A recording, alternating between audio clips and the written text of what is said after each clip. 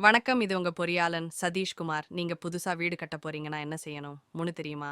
SK construction சென்னல் லைப்பின் தொடருங்க வாங்க. எதிலிருந்து ஆரம்பிக்கணும்னு பார்ப்போம். முதல்ல உங்க இடம் டிடிசிபி அனுமதி இருக்கான்னு பார்க்கணும்.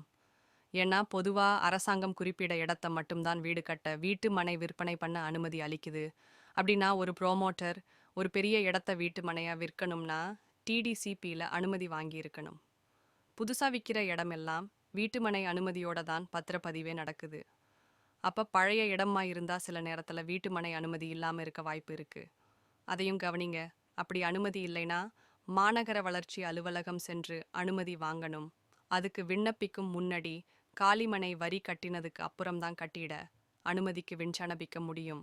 எந்த விதமான டாக்குமெண்ட் எல்லாம் தேவைப்படும் இடத்துக்கான ஈசி பட்டா, பழைய வீடு இருந்த இடமா இருந்தா வீட்டு வரி ரசீது டிஎஸ்எல்ஆர் காப்பி, இதை விஏஓ அலுவலகத்தில் வாங்கலாம். ஆதார் அட்டை காப்பி, தாய் பத்திர நகல், தர்போதய பத்திர நகல், பாஸ்போர்ட், அளவு புகைப்படம், விண்ணப்பம் படிவம், அதில் விண்ணப்பதாரர் இட ஓனர் தான் அப்ளை பண்ண முடியும். இதை எல்லாத்தையும் ஒரு அனுமதி பெற்ற இன்ஜினியர் கிட்ட அணுகி விண்ணப்பிக்க வேண்டும். மற்றவையெல்லாம் அடுத்த பதிவில் பார்க்கலாம்.